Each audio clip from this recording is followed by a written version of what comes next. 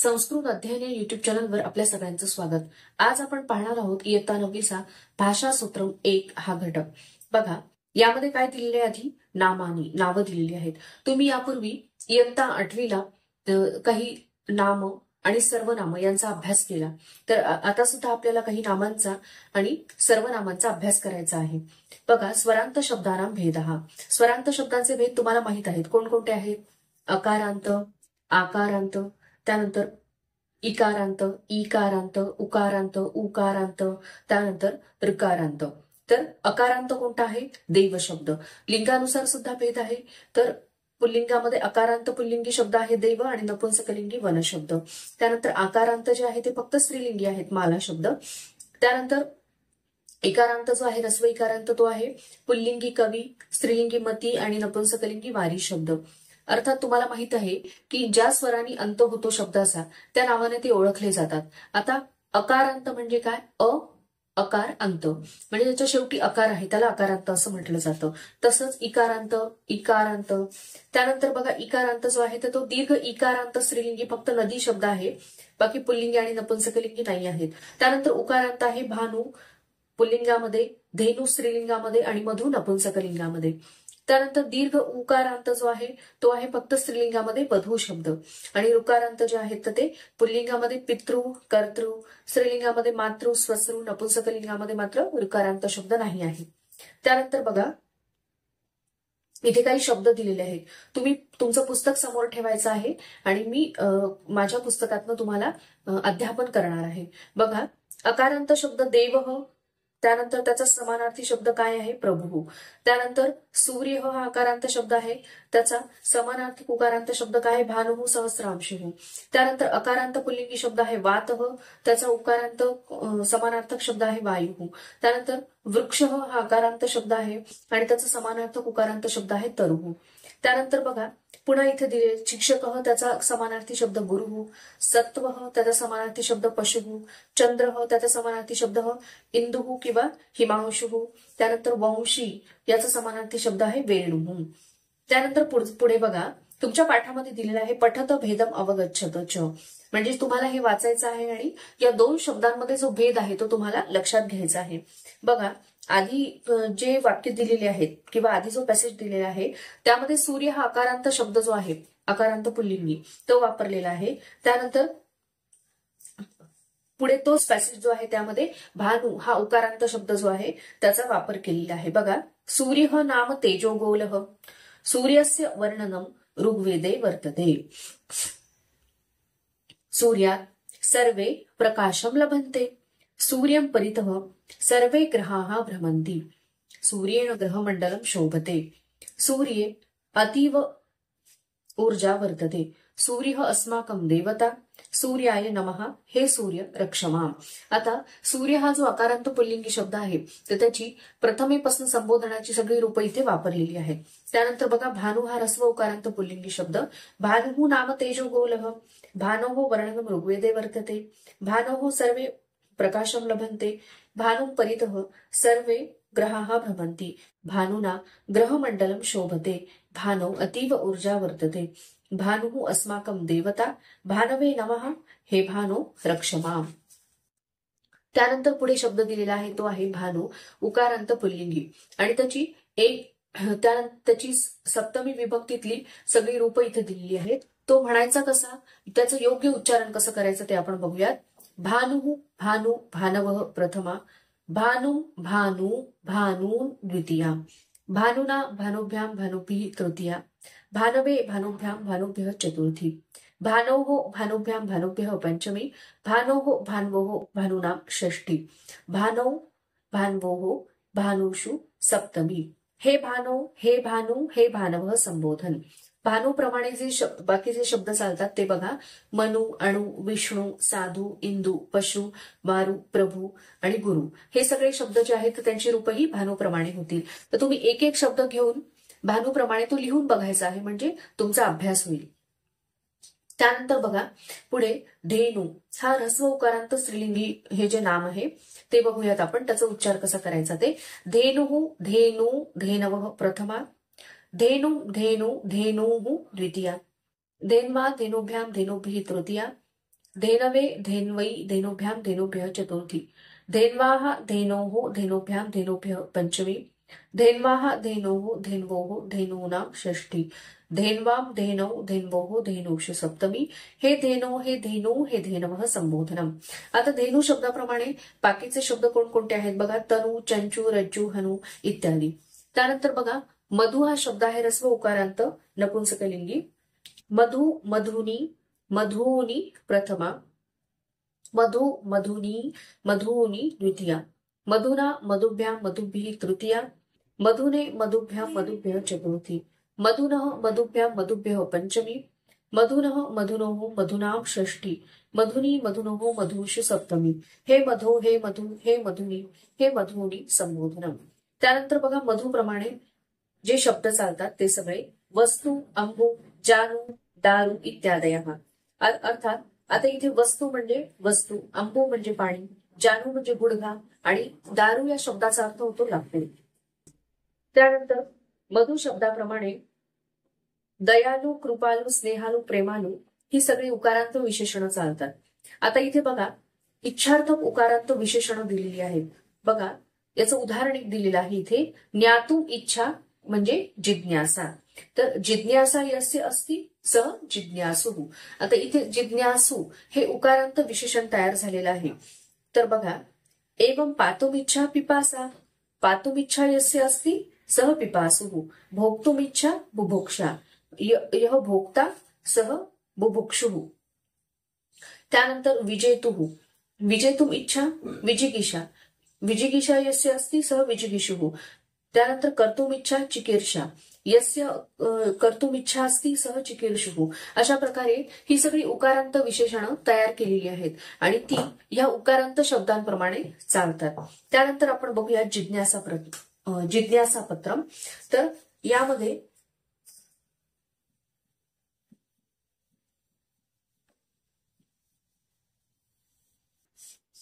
आता यामध्ये पहिला जो प्रश्न आहे तो आहे योग्य रूपम योजयेत.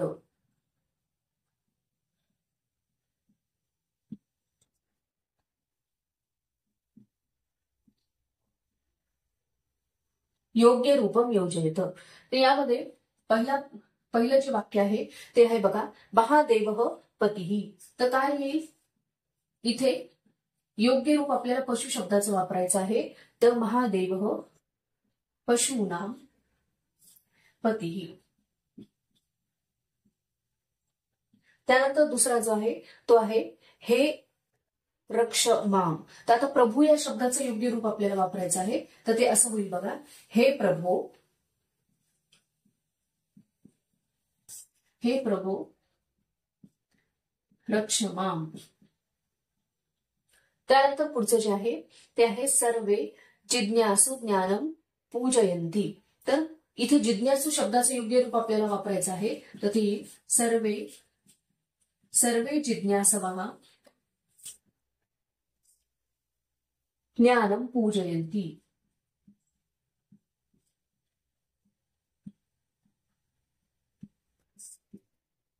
त्यानंतर पुढचा जो प्रश्न आहे तो आहे तस्मै नमः. तर इथे गुरु या शब्दाचं योग्य रूप आपल्याला वापरायचं आहे. तर नमः या अव्ययाला चतुर्थी विभक्तीची अपेक्षा असते आणि म्हणून आपलं उत्तर असं येईल बघा तस्मै गुरवे नमः. ही आहे उपपद विभक्ती. त्यानंतर आहे नारदः शरणं गच्छति. तर इथे विष्णू या शब्दाची आपल्याला योग्य विभक्ती वापरायची आहे. तर नारदः विष्णू शरणं शरणं गच्छति. नारद विष्णूला शरण जातात. त्यानंतर पुढचं जे वाक्य आहे ते आहे कृषीवलस्य समीपे पंचसंधी. तर धेनू या शब्दाचं योग्य रूप आपल्याला वापरायचं आहे. कृषीवलस्य समीपे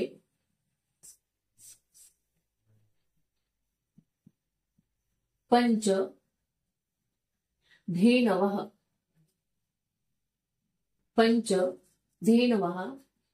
संती. धेनू या शब्दाचं बहुवचन इथे वापरावं लागेल. त्यानंतर पुढचं जे वाक्य आहे ते आहे बघा मयूरस्य चंचू दीर्घा. आता चंचू या शब्दाचं योग्य रूप आपल्याला इथे वापरायचं आहे. तर याची प्रथमा विभक्ती आपल्याला इथे वापरावी लागेल. म्हणून आपलं वाक्य असं होईल बघा, मयूरस्य चंचुः दीर्घा, मयूरस्य चंचुः दीर्घा. त्यानंतर पुढचं आहे 9, इक्षु रसः मधुरः. 8 आहे हिमालयस्य सानु हिमाच्छादितानि. तर हिमालयस्य इथे आपल्याला सानु म्हणजे काय आहे, शिखर. तर हिमालयस्य, तर सानु या शब्दाचं आपल्याला बहुवचन वापरावं लागणार आहे. सानूनी, हिमालयस्य सानूनी हिमाच्छादितानि.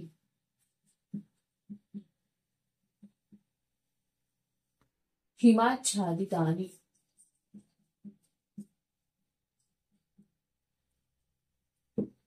त्यानंतर पुढचं बघा 9, की इक्षु रसः मधुरः. तर इक्षु या शब्दाचं आपल्याला योग्य रूप वापरायचं आहे. तर हे होईल इक्षोः, षष्ठी विभक्ती इथे वापरावी लागेल. इक्षोः रसः मधुरः. त्यानंतर बघा 10वं वाक्य आहे अश्रू पूर्णे नेत्रे. तर इथे आपल्याला अश्रू या शब्दाचं बहुवचन वापरावं लागणार आहे. अश्रुभिः, अश्रुभिः पूर्णे नेत्रे. त्यानंतर बघा हा पहिला प्रश्न जो आहे योग्य रूपम योजयेत हा आपला झालेला आहे. त्यानंतर पुढचा जो आहे तो आहे चतुर्थम पदम लिखत. तर यामध्ये तुम्हाला 3 पदं दिलेली आहेत. या प्रश्नामध्ये चतुर्थम पदम लिखत. तर यामध्ये बघा पहिला आहे शंभू, शंभुना, शंभू शंभुना. तर त्याप्रमाणे पुढचं होईल बघा शिशु शिशुना. इथे शंभुना ही तृतीय विभक्ती वापरलेली आहे आणि म्हणून शिशु या शब्दाची सुद्धा तृतीय विभक्ती आपल्याला वापरावी लागेल, शिशु शिशुना. त्यानंतर बघा दुसरा आहे धेनू धेनवा, धेनू धेनवा. तर इथे आपल्याला रज्जू या शब्दाची सुद्धा तृतीय विभक्ती वापरावी लागेल. तर ते असं होईल बघा रज्वा. त्यानंतर पुढचं जे आहे ते आहे तिसरं जे आहे अंबू अंबुनी, अंबू अंबोनी. तर त्याप्रमाणे वस्तू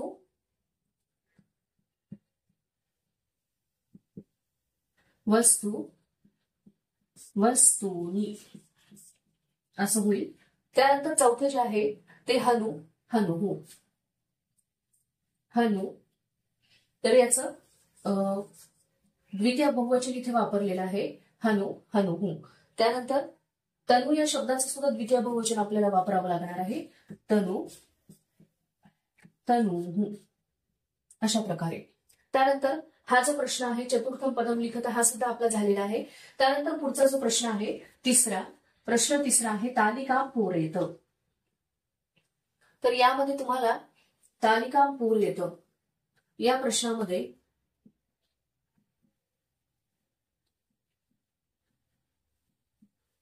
तुम्हाला नावं दिलेली आहेत. तर त्याचं प्रातिपदिक म्हणजे मूळ शब्द, त्यानंतर अंतलिंग, विभक्ती, वचन हे सगळं तुम्हाला लिहायचं आहे. बघा आधी नाम दिलेले आहे, त्यानंतर तुम्हाला त्याचं प्रातिपदिक लिहायचं आहे, प्रातिपदिक. त्यानंतर त्याचा अंत लिहायचा आहे, अकारांत इकारांत काय आहे. त्यानंतर त्याचं लिंग लिहायचं आहे, कोणत्या लिंगामध्ये तो शब्द आहे. त्यानंतर विभक्ती,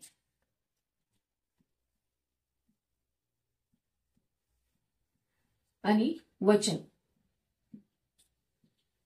तर बघा पश्वोः असा शब्द आहे, पश्वोः. तर त्याचं प्रातिपदिक म्हणजे मूळ शब्द काय आहे, पशु. तर हा आहे उकारांत, उकारांत शब्द आहे, उकारांत. आणि लिंग कोणतं आहे, पुल्लिंग, पुल्लिंग आहे. त्यानंतर याची विभक्ती काय आहे, ती विभक्ती आहे षष्ठी आणि सप्तमी. षष्ठी सप्तमी आणि याचं हे द्विवचन आहे. षष्ठी आणि सप्तमीचं हे द्विवचन आहे. त्यानंतर पुढचा शब्द जो आहे तो आहे साधव. साधव याचं प्रातिपदिक म्हणजेच मूळ शब्द आहे साधू. त्यानंतर हा आहे उकारांत. याचं लिंग आहे पुल्लिंग आणि विभक्ती आहे सप्तमी. सप्तमी एकवचन.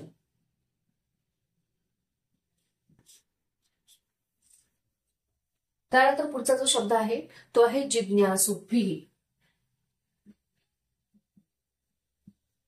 आपण आत्ताच बघितलेला आहे या पाठामध्ये की आता जिज्ञासू हा जो शब्द आहे तर हा आहे विशेषण.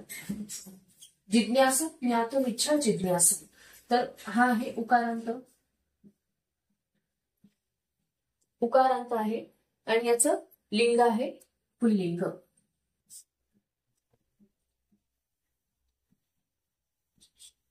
आणि याचं वचन आहे तृतीया, सॉरी विभक्ती आहे तृतीया आणि वचन आहे बहुवचन. भानुभिः याप्रमाणे धेनुभिः भानुभिः याप्रमाणे हे जिज्ञासुभिः तृतीय बहुवचन होईल. त्यानंतर पुढचा जो शब्द आहे तो आहे तरुणाम. तरुणाम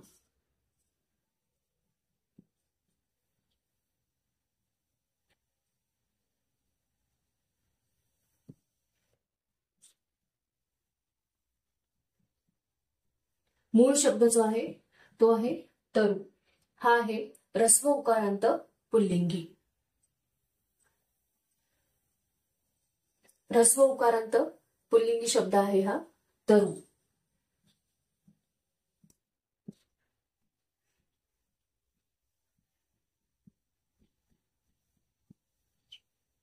तर याचं हे षष्ठी बहुवचन येईल.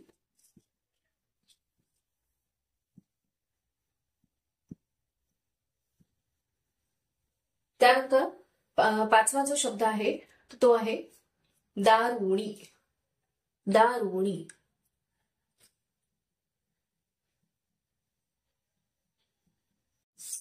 मूळ शब्द काय आहे दारू. हा आहे तो आहे ऱ्हस्व उकारांत नपुंसकलिंगी.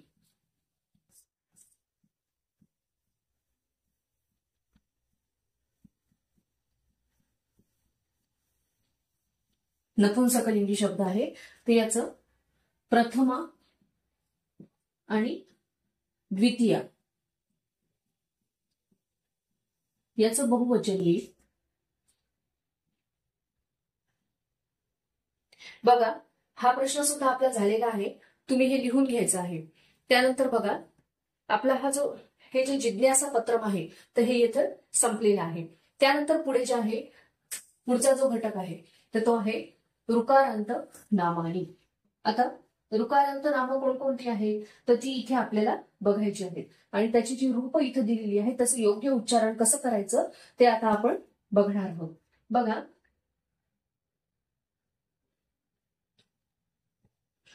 ऋकारांत नामानी, तर यामध्ये संबंधवाचक जे आहेत तर ती बघा पुल्लिंगामध्ये पितृ, भ्रातृ, देवृ. देवृ म्हणजे काय पत्युः भ्राता म्हणजे पतीचा भाऊ. त्यानंतर जामातृ कन्या या पती मुलीचा पती. मातृ जननी दुहितृ कन्या यातृ. देवहू पत्नी. त्यानंतर ननांधू पत्युः भगिनी म्हणजे पतीची बहीण. त्यानंतर नृ मनुष्य. त्यानंतर धातूतः निर्मितानी म्हणजे धातूंपासून निर्माण झालेली जी आहे जसं की बघा आता कर्तृ. कर्तृ यामध्ये कोणता धातू आहे मूळ धातू आहे कृ. तर कृ पासून कर्तृ हे ऋकारांत नाम तयार झालेलं आहे. त्यानंतर पुढचं आहे दातृ. ते दातृ हे दा या धातूपासून तयार झालेलं आहे. त्यानंतर बघा हे सगळी धातूपासून तयार झालेली आहेत. हर्तृ, श्रोतृ, योद्धृ, वक्तृ, विधातृ, अभिनेतृ, बोद्धृ इत्यादी. तर ही जी आहेत तर याप्रमाणे ही सगळी जी आहे ती याप्रमाणे सवितृ, सवितृ, सूर्य, स्वसृ, भगिनी, त्यानंतर नप्तृ, पौत्र किंवा दोहित्र, तर स्वसृ प्रमाणे ही सगळी चालतात. त्यानंतर पितृ, मातृ ही सगळी नृ प्रमाणे चालतात. त्या बघा पिता हा शब्द बघा, पितृ ऋकारांत पुल्लिंगी नाम, पिता पितरौ पितरः प्रथमा, पितरं पितरौ पितॄन् द्वितीया, पित्रा पितृभ्यां पितृभ्यः तृतीया, पित्रे पितृभ्यां पितृभ्यः चतुर्थी, पितुः पितृभ्यां पितृभ्यः पंचमी, पितुः पित्रोः पितॄणां षष्ठी, पितरी पित्रोः पितृषु सप्तमी, हे पितर हे पितः हे पितरौ हे पितरः संबोधनम. त्यानंतर बघा मातृ हा शब्द, माता मातरौ मातरः प्रथमा, मातरं मातरौ मातृः द्वितीया, मात्रा मातृभ्यां मातृभ्यः तृतीया, मात्रे मातृभ्यां मातृभ्यः चतुर्थी, मातुः मातृभ्यां मातृभ्यः पंचमी, मातुः मात्रोः मातॄणां षष्ठी, मातरी मात्रोः मातृषु सप्तमी, हे मातः हे मातर हे मातरौ हे मातरः संबोधनम. त्यानंतर बघा आ प्रकार धातुतः निर्मितानी. तर बघा कृ धातू आहे, त्याचं नाम आहे कर्तृ, अर्थ आहे यह करोती कर्ता, आणि त्याचं स्त्रीलिंगी काय होईल कर्त्री. तसंच ऋ धातू आहे, त्याचं नाम आहे हर्तृ, तर त्याचा पुल्लिंगी होईल हर्ता आणि स्त्रीलिंगामध्ये होईल हर्त्री. निदाय धातू आहे, त्याच्यापासून नाम तयार होईल नेतृ, पुल्लिंगामध्ये होईल नेता आणि स्त्रीलिंगामध्ये नेत्री. रक्ष धातू आहे, त्यापासून नाम तयार होईल रक्षितृ, त्यानंतर त्याचं प्रथमा होईल रक्षिता पुल्लिंगामध्ये आणि स्त्रीलिंगामध्ये रक्षित्री. श्रु धातू आहे, त्याचं नाम तयार होईल श्रोतृ, त्यानंतर त्याचं पुल्लिंगामध्ये रूप होईल श्रोता आणि स्त्रीलिंगामध्ये श्रोत्री. त्यानंतर बघा पुन्हा दिलेला आहे कर्तृ ऋकारांत पुल्लिंगी नाम. ते यामध्ये त्याची काही रूप दिलेली आहेत प्रथमा द्वितीयची. बघा कर्ता कर्तारौ कर्तारः प्रथमा, कर्तारं कर्तारौ कर्तृन् द्वितीया. त्यानंतर संबोधनाचं दिलेलं आहे हे कर्तः हे कर्तर हे कर्तारौ हे कर्तारः संबोधनम. आपण आता मातृ आणि पितृ हे शब्द जे बघितले, याची रूप जी होती ती वेगळी होती थोडीशी, पण आता इथे जो कर्ता हा जो शब्द आहे कर्तृ, तर याची रूप मात्र वेगळी आहेत. इथे बघा द्वितीय विभक्तीमध्ये मातरौ किंवा पितरौ असं होतं, पण इथे कर्तारौ असं रूप तयार झालेलं आहे. आणि बहुवचनामध्ये मातरः पितरः असं होतं, तर इथे मात्र कर्तारः असं बहुवचनामध्ये रूप प्रथमा बहुवचनामध्ये रूप तयार झालेलं आहे. त्यानंतर बघा तृतीयातः सप्तमी पर्यंतम शब्दरूपाणी पितृवत भवंती. आता कर्तृ या शब्दाची जी रूप आहेत तर ती तृतीयपासून सप्तमी पर्यंत मात्र पितृ शब्दाप्रमाणेच होती. एवं एव आ प्रकारकाणां शब्दानां रूपाणी भवंती. आणि अशा प्रकारे जेवढी सगळी आता आपण इथे बघितलं कोणकोणती बघितली, कर्ता हर्ता नेता रक्षिता श्रोत्रा, तर या सगळ्यांची रूपही या कर्तृप्रमाणेच होती. फक्त त्यामध्ये प्रथम आणि द्वितीय विभक्ती आणि संबोधन यामध्ये थोडासा भेद असेल. बाकी सगळी रूप जी आहेत तृतीयपासून सप्तमी पर्यंतची ती सगळी पितृ किंवा मातृ शब्दाप्रमाणे होतील. त्यानंतर बघा कर्त्री हा शब्द जो आहे आपण त्याचं स्त्रीलिंगी रूप बनवलेलं आहे कर्त्री. तर त्याची रूप कशी होतील बघा, कर्त्री कर्त्रेव कर्त्रेह प्रथमा, कर्त्रीम कर्त्रेव कर्त्रीही द्वितीया. त्यानंतर हे कर्त्री हे कर्त्रेव हे कर्त्रेह संबोधन. तर अशा प्रकारे जेवढी काही आपण स्त्रीलिंगी नामं बनवलेली आहेत ई लावून कर्त्री हर्त्री नेत्री रक्षित्री श्रोत्री, तर त्याची सगळ्यांची रूपही या कर्त्री शब्दाप्रमाणे होतील. त्यानंतर बघा इथे दिलेला आहे प्रश्न निबंधम पूरयत. तर इथे एक वाक्य दिलेली आहे, त्यामध्ये आपल्याला रिकाम्या जागा आहेत, तर त्यामध्ये आपल्याला योग्य पर्याय जे आहेत तर ते तिथे योग्य रूप जी आहेत ती तिथे आपल्याला वापरायची आहे. बघा पहिलं शंकरः शंकरः गणेशस्य. पितृ शब्द आपल्याला दिलेला आहे तिथे, तर काय येईल शंकरः गणेशस्य पिता, एक वचनामध्ये होईल आपलं. त्यानंतर पुढचं जे आहे ते आहे पार्वती गणेशस्य, मातृ शब्द दिलेला आहे, तर पार्वती गणेशस्य माता.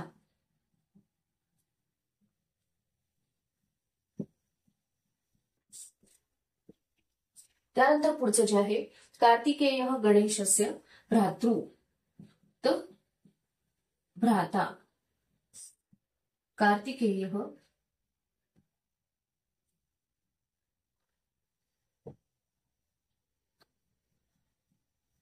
कार्तिकेय गणेशस्य भ्राता. त्यानंतर पुढचं जे आहे ते आहे मातृपार्वत्याः आदेशम एतौ भ्रातृ पालयतः. तर मातृ आणि भ्रातृ या शब्दाची योग्य रूप आपल्याला लिहायची आहे. तर बघा असं होईल, मातुः षष्टी विभक्ती, मातुः मातुः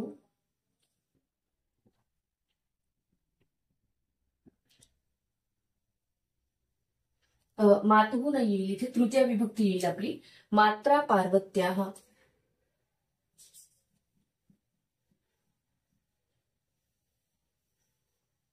क्षम्यता, इथे पार्वत्याः षष्टी विभक्तीच येईल, म्हणून इथे मातृ शब्दाची सुद्धा षष्टी विभक्ती येईल. मातुः पार्वत्याः, यामध्ये विशेषण विशेष संबंध आहे. मातुः पार्वत्याः आदेशम एतौ भ्रातरौ. भ्रातृ शब्दाचं द्विवचन वापरलं जाईल कारण दोन भाऊ आहेत म्हणून. पालयतः,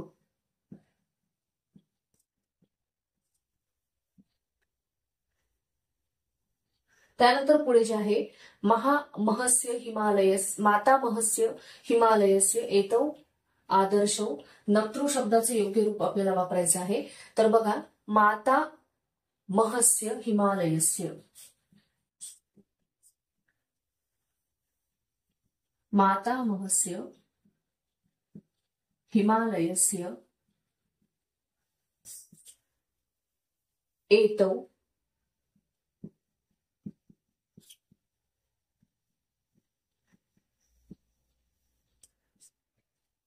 आदर्शौ नप्तारौ. नप्तारौ द्विवचन येईल नप्तृ शब्दाचं, नप्तारौ. त्यानंतर बघा आपलं हा गणेशस्य कुटुंबम, तर हा निबंध जो आहे तर तो सुद्धा आपल्या इथे झालेला आहे. त्यानंतर पुढे तुम्हाला जी दिलेली आहेत ती आहेत सर्वनामं. तर ही जी सर्वनामं आहेत, तर बघा तुम्ही यापूर्वी प्रथम पुरुषवाची सर्वनाम जे आहे यत तद एतत हे इदम हे सगळं शिकलेले आहात. त्यानंतर मध्यम पुरुषवाची युष्मत पण तुम्ही 8वीला शिकलेला आहात. त्यानंतर उत्तम पुरुषवाचक अस्मत पण तुम्ही शिकलेला आहात. आणि प्रश्नार्थक सर्वनाम जे आहे किम, तर ते सुद्धा तुम्ही यापूर्वी अभ्यासलेलं आहे. त्यानंतर बघा इथे इदम हे सर्वनाम दिलेले आहे. तर इदम आणि भवत या दोन सर्वनामांचा अभ्यास तुम्हाला यावर्षी करायचा आहे. त्याचं योग्य उच्चारण कसं करायचं तर हे आपण आता पाहणार आहोत. ते शब्द जे आहेत ते मी म्हणणार आहे, तुम्ही माझ्या मागे म्हणायचे आहेत. आणि ही शब्द जी आहेत तर ही यांची जी रूप आहे सर्वनामांची, तर ती तुम्ही लिहून ते पाठ करायचं आहे. म्हणजे रस्व दीर्घ विसर्ग याच्या चुका ज्या आहेत तर त्या टाळता येतील. म्हणा पुल्लिंग इदम सर्वनाम पुल्लिंगी, अयम इमौ इमे प्रथमा, इमम एनम इमौ एनौ, इमान एनान द्वितीया, अनेन एनेन आभ्याम एभिः तृतीया, अस्मै आभ्याम एभ्यः चतुर्थी, अस्मात् आभ्याम एभ्यः पंचमी, अस्य अनयोः एनयोः एषां षष्ठी, अस्मिन् अनयोः एनयोः एषु सप्तमी. त्यानंतर बघा इदम सर्वनाम स्त्रीलिंगी, इयम इमे इमाः प्रथमा, इमाम एनाम इमे एने इमाः एनाः द्वितीया, अनया एनया आभ्याम आभ्यः तृतीया, अस्यै आभ्याम आभ्यः चतुर्थी, अस्याः आभ्याम आभ्यः पंचमी, अस्याः अनयोः एनयोः आसां षष्ठी, अस्याम अनयोः एनयोः आसु सप्तमी. त्यानंतर इदम हे सर्वनाम बघा नपुंसकलिंगामध्ये, इदम इमे इमानी प्रथमा, इदम एनत इमे एने इमानी एनानी द्वितीया. त्यानंतर तृतीयपासून सप्तमी पर्यंतची जी रूप आहेत ती सगळी पुल्लिंगाप्रमाणे होती. त्यानंतर पुढे जे आहे भवत सर्वनाम, तर भवत सर्वनाम जे आहे तर त्याचा उपयोग आदरार्थी केला जातो. बघा भवान आगच्छतु, भवान पठतु, भवती कथम अस्ति. तर जेव्हा आपल्याला आदरार्थी उपयोग करायचा असतो तेव्हा आपण भवान आणि भवती यांचा शब्द प्रयोग करतो. बघा भवत पुल्लिंगी, भवान भवन्तौ भवन्तः प्रथमा, भवन्तं भवन्तौ भवतः द्वितीया, भवता भवद्भ्यां भवद्भिः तृतीया, भवते भवद्भ्यां भवद्भ्यः चतुर्थी, भवतः भवद्भ्यां भवद्भ्यः पंचमी, भवतः भवतोः भवतां षष्ठी, भवती भवतः भवत्सु सप्तमी, हे भवन हे भवन्तौ हे भवन्तः संबोधनम. त्यानंतर बघा भवत स्त्रीलिंगी, भवती भवत्यो भवत्यः प्रथमा, भवतीं भवत्यो भवतीः द्वितीया, भवत्या भवत्या भवतीभ्यां भवतीभिः तृतीया, भवत्यै भवतीभ्यां भवतीभ्यः चतुर्थी, भवत्याः भवतीभ्यां भवतीभ्यः पंचमी, भवत्याः भवत्योः भवतीनां षष्ठी, भवत्यां भवत्योः भवतीषु सप्तमी, हे भवती हे भवत्यो हे भवत्यः संबोधनम. त्यानंतर बघा पुढे काय दिले आहे, केवलम प्रथम पुरुषस्य क्रियापदेन सह उपयुज्यते किंतु मध्यम पुरुषस्य दर्शकम. अर्थात ह्या भवान आणि भवती याचा उपयोग आपण केव्हा करतो तर प्रथम पुरुषामध्ये केला जातो आणि प्रथम पुरुषाचंच क्रियापद तिथे वापरलं जातं. परंतु हे काय आहे, हे मध्यम पुरुषाचं दर्शक आहे, म्हणजे दाखवतो मध्यम पुरुषासारखं. बघा भवान भवती गच्छती अगच्छत गच्छतु गच्छेत, त्वम गच्छसी अगच्छः गच्छ गच्छेः. त्यानंतर बघा इथे उपपद विभक्ती दिलेली आहे. तर उपपद विभक्ती म्हणजे काय, तर यापूर्वी पण आपण चर्चा केलेली आहे. जर जी कारक विभक्ती आहे तुमची, की विशिष्ट विभक्ती ज्या आहेत तुमच्या प्रथमा ते सप्तमी पर्यंत ज्या विभक्ती आहेत तर त्याचे कारक आहेत. जसं की प्रथमेचा कारक काय आहे, कर्ता, द्वितीयचा कर्म, आणि कर्त्यासाठी प्रथमा विभक्तीच वापरली जाते, त्यानंतर कर्मासाठी ही द्वितीय विभक्तीच वापरली जाते. तर त्या व्यतिरिक्त जर आपण वाक्यामध्ये त्या विभक्तींचा प्रयोग करत असू तर त्याला काय म्हटलं जातं, उपपद विभक्ती असं म्हटलं जातं. आता बघा इथे एक उदाहरण आपण इथे बघूयात की अभितः या अव्ययाला द्वितीय विभक्तीची अपेक्षा असते. द्वितीय विभक्ती आपण कशासाठी वापरतो, तर द्वितीय विभक्तीचा प्रयोग आपण कशासाठी करतो, तर कर्मासाठी. परंतु आता इथे अभितः या अव्ययाने आपल्याला कर्म दर्शवलेलं आहे का, जसं की त्याचं उदाहरण बघा, भानुम अभितः ग्रहाः भ्रमन्ति. आता भानुम हे इथे कर्म आहे का, तर नाही, हे इथे कर्म नाही आहे. परंतु अभितः या अव्ययाला द्वितीय विभक्तीची अपेक्षा असल्यामुळे आपण इथे द्वितीय विभक्ती वापरलेली आहे. तर या विभक्तीलाच काय म्हटलं जातं, उपपद विभक्ती म्हटलं जातं. म्हणजे कारकांव्यतिरिक्त जेव्हा आपण ही विभक्ती वापरतो तेव्हा त्याला उपपद विभक्ती असं म्हटलं जातं. बघा कानिचन अव्ययाने विशिष्ट विभक्ती रूपम अपेक्षन्ते. काही अव्यय जे आहेत तर त्यांना विशिष्ट विभक्तीची अपेक्षा असते. तानी अधः निर्दिष्टानी ती खाली दर्शवलेली आहेत. अभितः परितः उभयतः प्रति विना, ते या सगळ्या अव्ययांना द्वितीय विभक्तीची अपेक्षा असते. त्याची वाक्य बघा, भानुम अभितः ग्रहाः भ्रमन्ति, मातरम परितः गणेश प्रदक्षिणां करोति, नदीम उभयतः क्षेत्राणि विद्यन्ते, सायंकाले वत्सः धेनुं प्रति वेगेन गच्छति. त्यानंतर विना या अव्ययाला द्वितीय तृतीय आणि पंचमी विभक्तीची अपेक्षा असते. चंद्रमसम चंद्रमसा चंद्रमसः विना निशा न शोभते. सह या अव्ययाला तृतीय विभक्तीची अपेक्षा असते. पित्रासह अनिकेतः आपणं गच्छति. त्यानंतर अलम या अव्ययाला तृतीय विभक्तीची अपेक्षा असते. अलम निद्रया अलम भीत्या अलम वार्तालापेन. त्यानंतर नमः या अव्ययाला चतुर्थी विभक्तीची अपेक्षा असते. गणपतये नमः, गुरवे नमः, मरुते नमः, महालक्ष्मी नमः. बहिः या अव्ययाला पंचमी विभक्तीची अपेक्षा असते. गृहात बहिः माता आगता. कृते यासाठी षष्ठी विभक्तीची अपेक्षा असते. स्वसुः कृते बंधुः आहारम आनयति, उपहारम आनयति. त्यानंतर समीपे या अव्ययाला षष्ठी विभक्तीची अपेक्षा असते. नगरस्य समीपे उद्यानम वर्तते. अशा प्रकारे तर हे जे आपलं भाषासूत्रम 1 आहे, हा घटक जो आहे तो येथे संपलेला आहे. माझा जर व्हिडिओ तुम्हाला आवडला असेल तर लाईक करा, शेअर करा आणि माझ्या युट्यूब चॅनलला सबस्क्राईब करा. धन्यवाद.